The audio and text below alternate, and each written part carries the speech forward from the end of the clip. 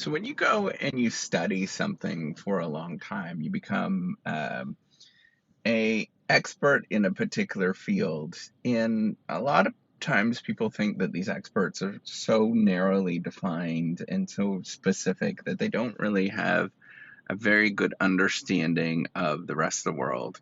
And one thing that I've realized is that you actually do have a tremendous understanding of the world that is just very nuanced. I want to talk about that today. So, one of the things that I'm doing right now, or this week, I'm going to be teaching two courses in Italy. There is at the institution that I work at, there is possibility to work in Italy, and I'll be going there in a few more months. And I was prepping two new courses that are not really in my area. They are, but they're not. They're sort of broadly within the management area. And when I was going through it, I was struck by how much of the material I actually already knew. And I thought it would have been like really different and unique. But when I was going through it, I was like, I know almost all of this stuff. And it's interesting because when you're sort of becoming an expert in a particular field, right, in a particular area, you think that you don't really know a heck of a lot because you're really narrowly defined and you're sort of going within that area. But what you end up doing inevitably, the way that knowledge is a sort of complex system.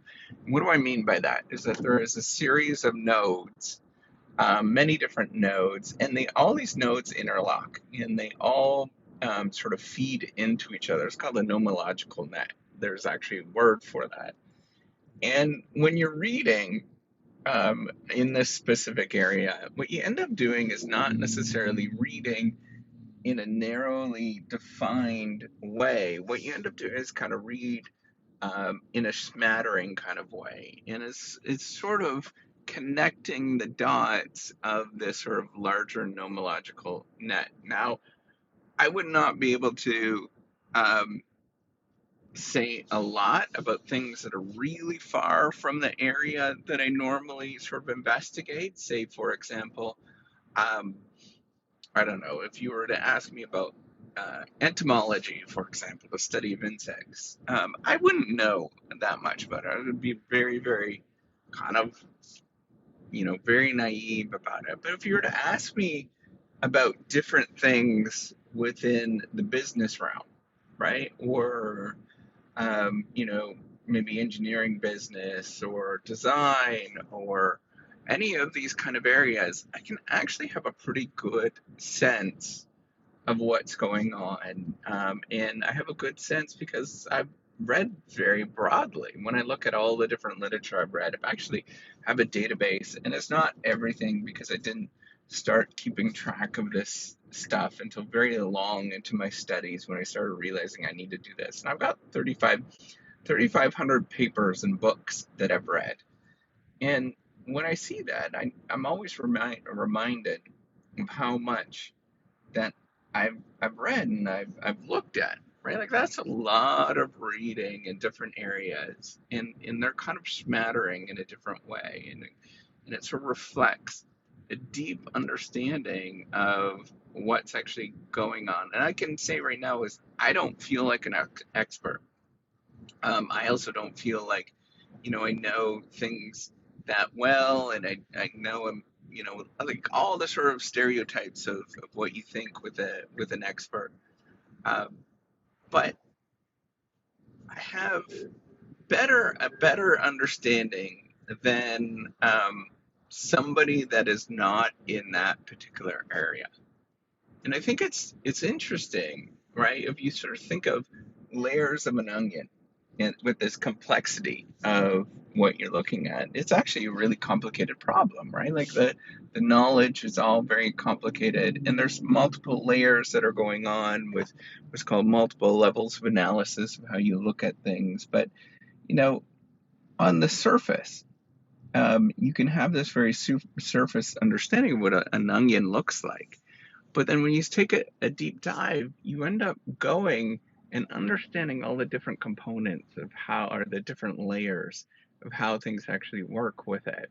as you're exploring and going into different directions, you kind of bump into many different elements, many different ways to understand the same situation. And when you write something up, when you try to sort of, uh, you know, build the sort of explain what you're looking at, you end up really struggling in how to explain what you're looking at. You look at from different angles, from different lens. You might sort of say, hey, I might take this is a psychology perspective, or you might look at it from a sort of broader systems perspective, whatever, right? All these different kinds of perspectives that come together, and you have to pick and choose what the angle that you're going to look at. And because of that, because of the sort of angles that you have, you end up learning a whole bunch of stuff.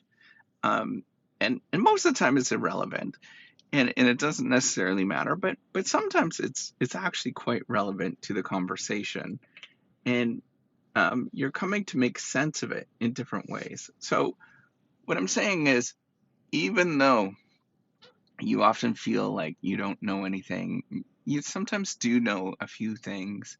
It might not be as much as you would hope, but you have a better understanding than somebody else that hasn't explored in that sort of way. So, what I want to say is, if you're exploring, remember that you actually do know a little bit.